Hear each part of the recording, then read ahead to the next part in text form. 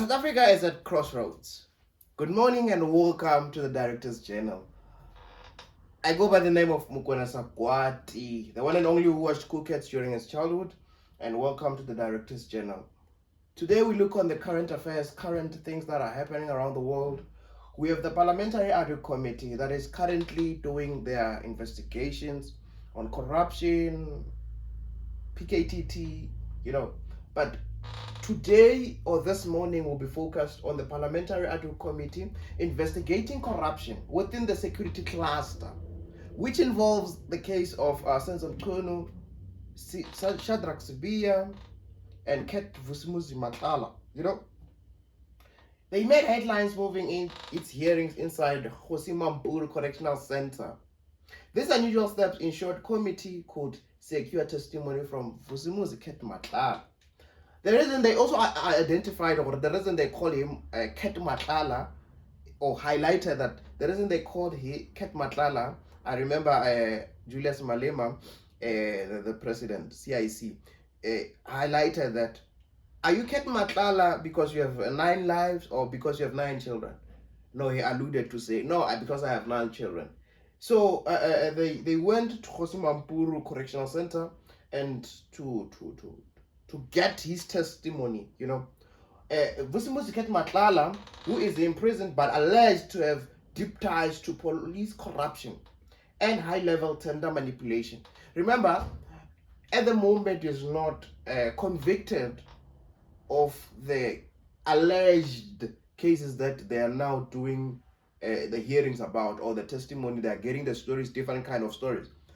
Now he's arrested because he attempted to murder Proteas, who fled away after this incident, who ran away from South Africa to go pursue his life, or her life outside South Africa, because she was fearing for her life. You remember, now Cat Matlala is that big fish, So Matlala is believed to have influenced multi-million rand security tenders.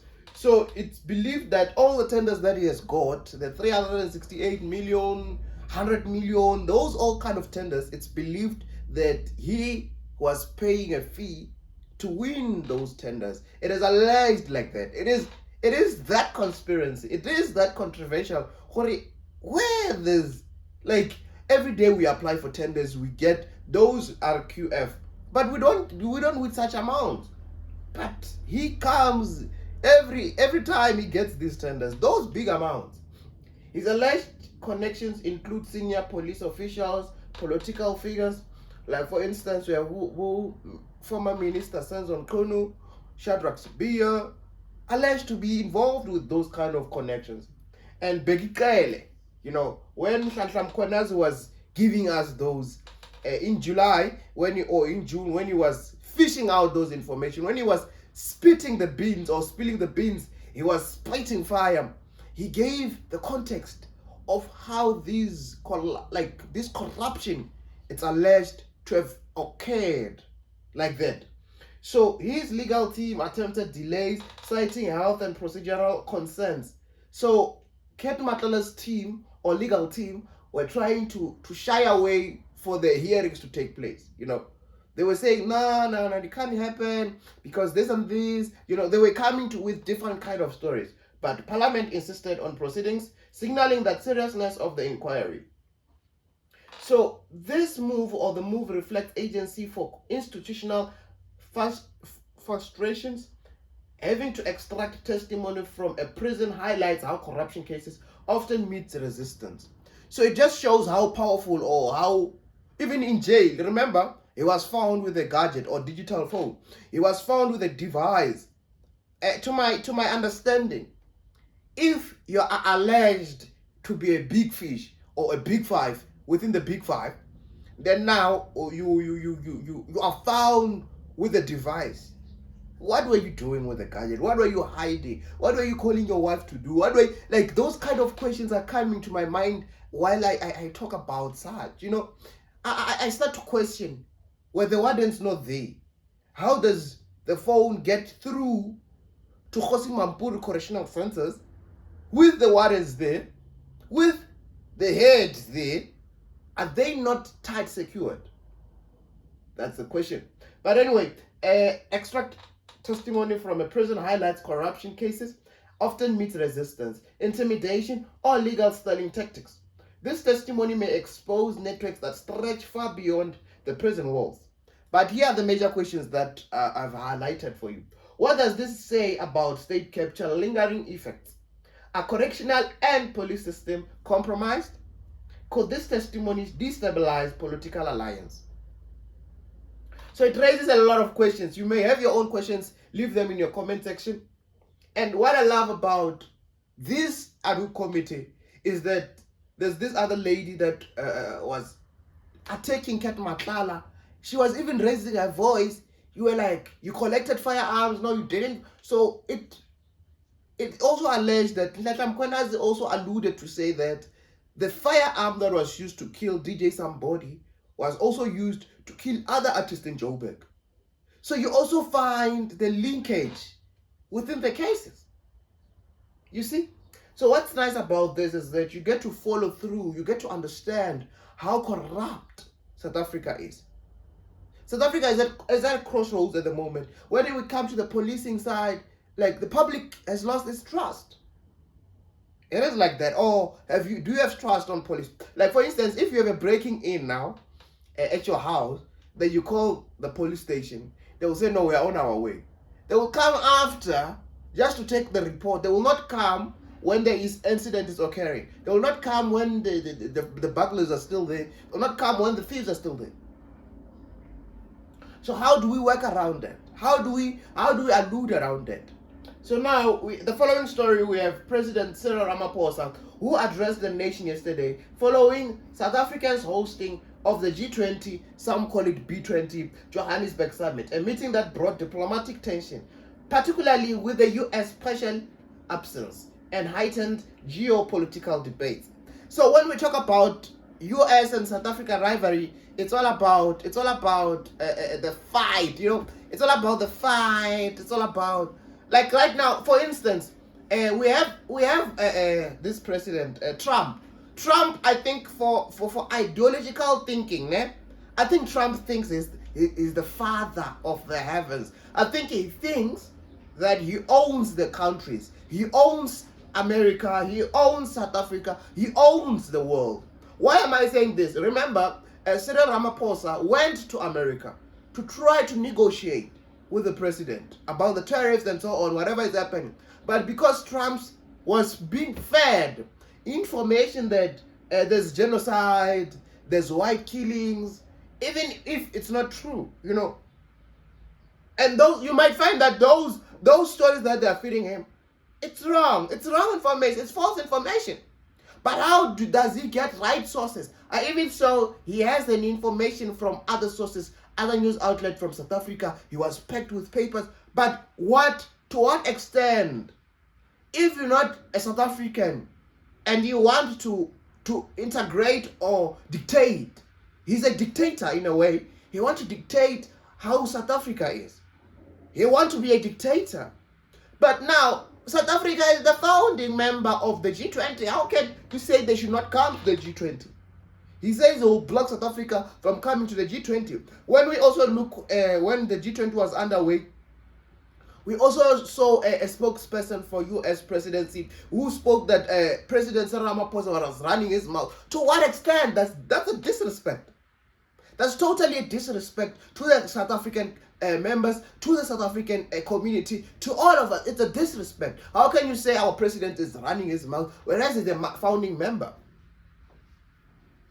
Whereas he's a founding member? How to what extent are we going to take this disrespect to? Are we going to say just because we get enough investment from USA, we are not even getting the health care from him? Not anymore. Not anymore. To what extent are we suffering for? Chris, I want your insight on this topic. Do you think G20 is a great cause? Because right now, what is happening in our country, it's really devastating. Any input, bruh? Any input, just to give us. Do you think President Trump is a dictator in a way? Yes. You want to dictate everything. You get it. You get it, nah? Yeah, I understand. Yeah, hey, my people, I don't know, put your comments. So South Africa remains committed to multi-alignment, not one-sided alliance. Government is managing diplomatic challenges arising from global rivalry. The president emphasized stability, unity, and economic resilience. So what I've realized is that President Cyril Ramaphosa is trying all his best to cover, to just try to find unity. I even, sometimes when Trump says Ramaphosa should put EFF president CIC Julius Malema in prison, I feel like maybe sometimes it's just want to dictate things that are not in his power. But remember, we have constitution in South Africa. We have constitution. Everyone has a freedom of speech, freedom of right, freedom to live, freedom to whatever they want to say. So I don't understand when such comes. But the tone of President Cyril Ramaphosa was reassuring but defensive. South Africa feels pressure from both global powers blocs and domestic economic challenges. The address tried to restore confidence at a vulnerable geopolitical moment.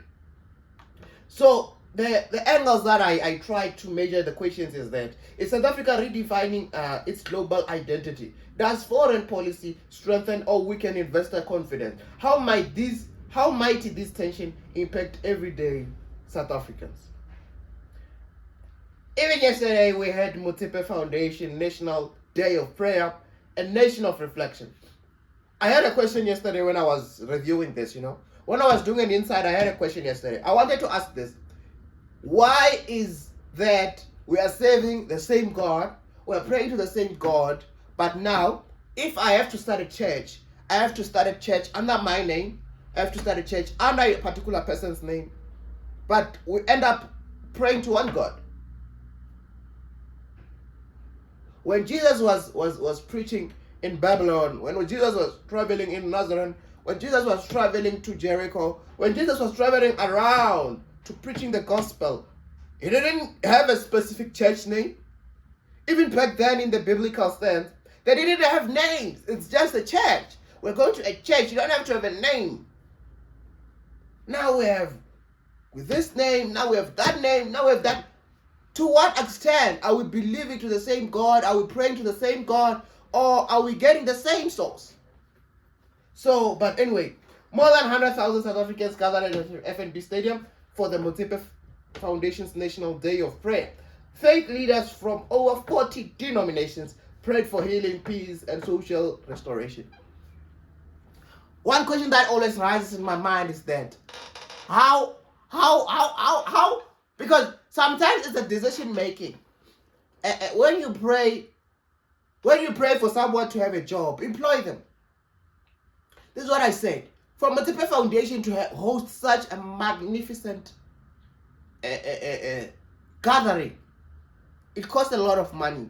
You remember, they hire a stage, they hire the stadium, they hire the equipment, they hire the productions. Why don't they invest the money in finding jobs for the people, in employing people, so that the criminals or the unemployment rate will decrease? Why don't you fund those young people to start their own businesses? Why don't you fund those young people's ideas to have the milestones achieved? Why don't we do that? But anyways, their focus was on unemployment and poverty, youth hopelessness, gender-based violence and femicide, national leadership, family unity, community moral regeneration. The massive turnout reflects South Africa's emotional landscape. People are searching for hope beyond political and economics. Remember, now I want to have bread. I need bread on the table.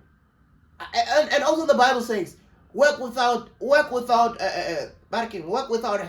faith is failure. So also, faith without work is failure. So now if I pray, I keep praying, there are people that are praying and they are prayer warriors, but they don't get those things because they don't put in the work.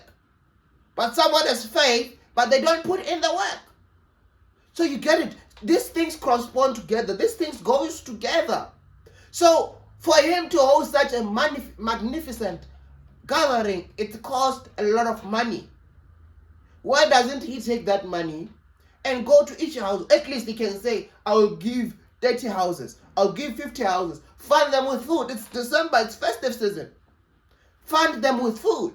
Give them food. Give them something to chow, something to eat. That will mean that you're making an impact, not taking those people. Remember, you have to also find the transport to go to the prayer. You have to, this is a good thing, a good initiative, a good role, but not good for the economy. Economy is collapsing bit by bit. But anyways, the event was both a spiritual movement and a barometer of a national anxiety. Is faith, these are the major questions. Is faith filling the gap left by the governance failures? How do spiritual gatherings influence public moral? Are we seeing a rise in faith-based activism? Electricity and energy. This one is a critical and crucial matter happening in our country. I think other countries don't experience this, at all. They don't experience this. And one thing about South Africa is that I was having a conversation with one brother. We were talking, why don't South Africa sell the ESCOM to a private institution, whereby I know a private institution will never fail to supply. But because they want to make it a public or whatever they do, they should just sell the company to the private institution, where ESCOM becomes free and we pay the services for buying electricity like that. We don't have to say we have load reduction. Now you learn of load reduction. Now other people don't know of that. Even Americans are surprised. What's load reduction? But load shedding remains suspended, but concerns remains. Aging infrastructure, rising electricity demand, diesel stock vulnerability, risks of breakdowns during festive season. South Africa remains cautiously optimistic. Trust has not yet returned. Even the Minister of Electricity won't return the trust because we don't have electricity. Imagine now, for me to commence the production, I had to wait for electricity to come back at 7. So it just shows the level of understanding that rising of electricity demand is needed. Hey, no, our economy is really at crossroads. Taxi industry and transport disputes.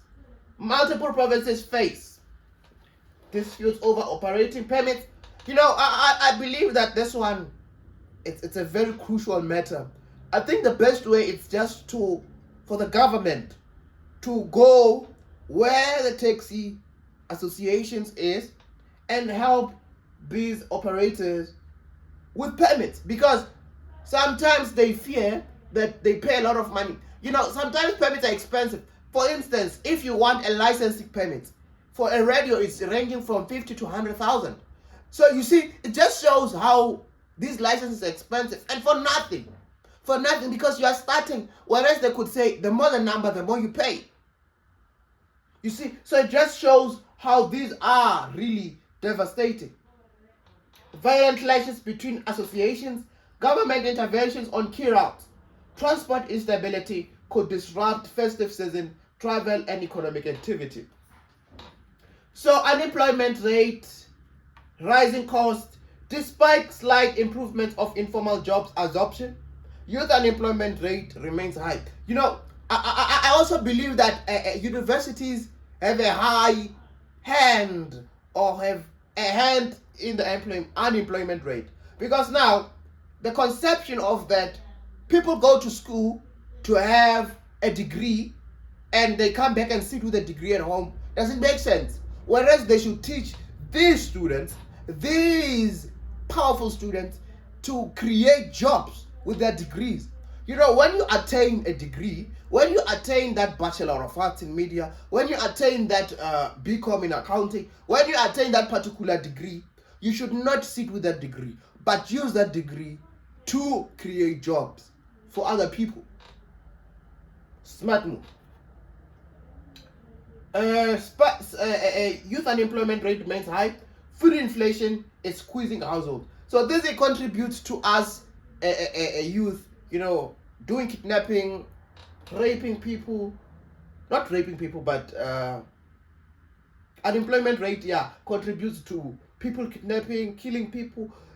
something that has to do with them feeding themselves, finding food. So such contributes. Fuel price fluctuations impact transport costs. The economic recovery is uneven and fragile. Now we get to the policing. Hey, when we come to the policing side, I just feel like I could vomit. I feel like I could vomit. I feel like I could cry. I feel pain for the police department. I feel pain for the police forums. I feel pain for every police. I just feel anger. It's anger in me. Crime trends remain worrying. Kidnapping syndicates expanding. Violent crime persistent in hotspots. Self leadership under scrutiny. Tech-based policing tools being piloted in metros. Public trust in policing remains low, linking back to revelations like the case of Cat Matlala. The Article Committee, Matlanga Commission of Inquiry, Senzo Mkunu, Senzo Mayiwa murder trial. For 8 years it's been going. Such is contributing. Political parties are forming early alliance, preparing digital first campaigns, targeting youth vote. Guys, as a youth members, as youth community, as youth, let's not vote. Let's not vote. Do not cast your vote. If you, like the reason I'm saying this, it's because if you vote responsibly. Because now, if you're gonna vote for ANC, you're voting for failure. For 30 years they've been in power, they've never done anything. I'm not saying I'm aligning myself with any political party. I just believe that we can form ourselves. We can do it on our own. We don't need any political party. But if you want to vote responsibly. I'm not siding with any political party. I believe that if EFO was to take power, the economy will fall. I believe that if DA will take power, I believe that corruption and xenophobia and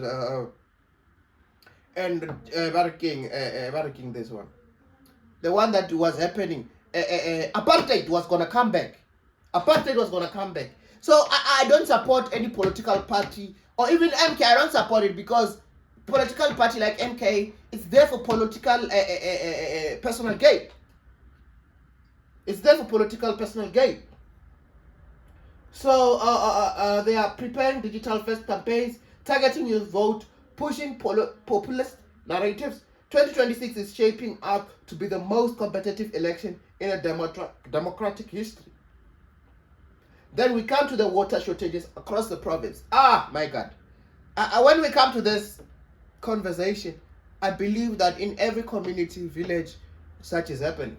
Communities in Gauteng, Limpopo, Eastern Cape, Free State, and even Northwest face water cuts, damaged pumps, failing reservoirs, municipal underperformance. Water has become one of the South African biggest emerging crises. Let's not use the word emerging. When I was doing this note, I used emerging, but let's not use emerging. Let's just say it's becoming the biggest, most critical, or not emerging, current crisis. Why am I saying current? Because we can't live without water. Now they will tell you the water pump or the water plant is not working, the pipes are blasted, the machine is not. But what are they doing with the money? There's funds that are allocated every year for that plant, but they're not using it for that. Hey, man, South Africa is at crossroads. Matric exam marking is underway, participation strong, concerns of leaked papers in some centers, pressure on students due to instability. Now, sports highlights. Bafana Bafana rebuilding phase. With Continental and World Cup qualifiers approaching, team dynamics improving, young players breaking through, tactical identity becoming clearer, rising confidence after strong performance. Is this Bafana Bafana's new era? What is your take? Put it in the comment section. PSL Spotlight. Chiefs, Pirates, and Sundowns. Kaizer Chiefs under pressure to rebuild, exploring bold tactical changes, fans demanding results. Orlando Pirates strong midfield identity, new striking partnership emerging, Continental ambitions driving squad depth, Mamelodi Sundowns still league favorites. Youth academic producing future stars. Tactical discipline unmatched locally. Is South African football entering its most competitive era? Still the Ellies, like since Ellies in 2000. Then now we have to the most dominating team in South Africa, the Springboks, the Bokus. Next chapter. Generational shift looming. Fresh tactical analysis underway. Veterans monitoring rising stars. Before I go any further, we saw Sia Kolisi with Rachel Kolisi. Hey man, I don't know what they're trying to do on socials, but the controversy they're cooking, it's cookable. Hey, anyway, can the next generation defend the Springbok dynasty? Proteas recalibrating. Grooming young bowlers, middle order under review, domestic talent pushing for international cups. Are the Proteas finally rebuilding from the grouping from the ground up?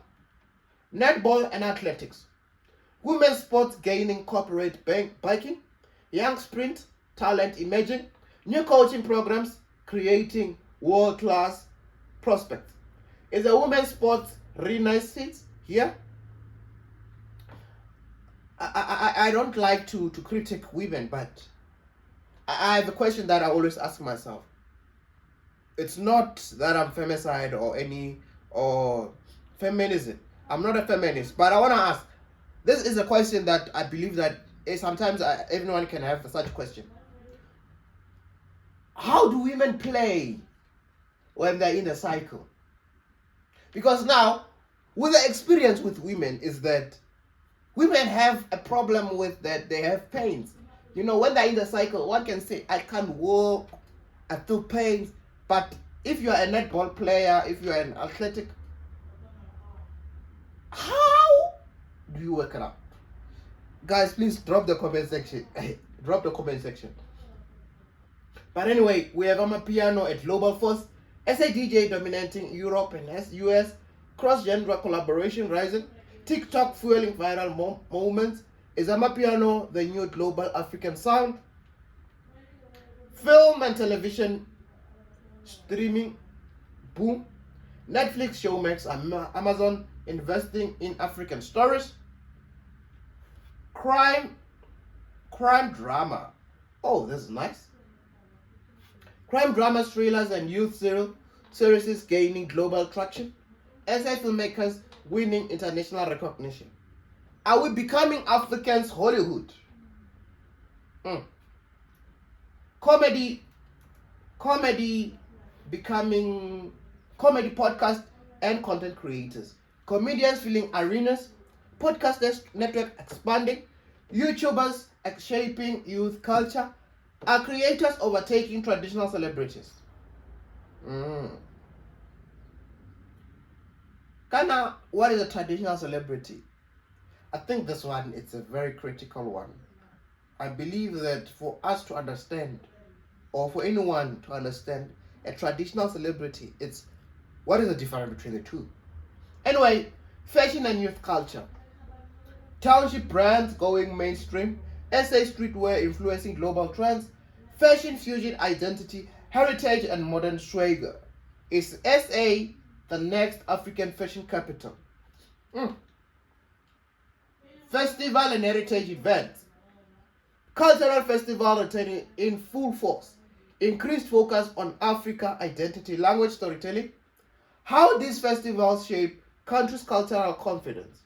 South Africa is navigating corruption revelations, diplomatic balancing act, spiritual reflections, infrastructure challenges, sporting revival, and cultural boom. The nation is tense, but creative, frustrated yet hopeful, divided yet united through music, sport, and faith. For you, this is the Director's Journal, the carve-up of the current affairs. I'm Mugwana Sakwari. Catch you next time. Thank you for watching. Catch you every Monday at 10. Love you. Peace.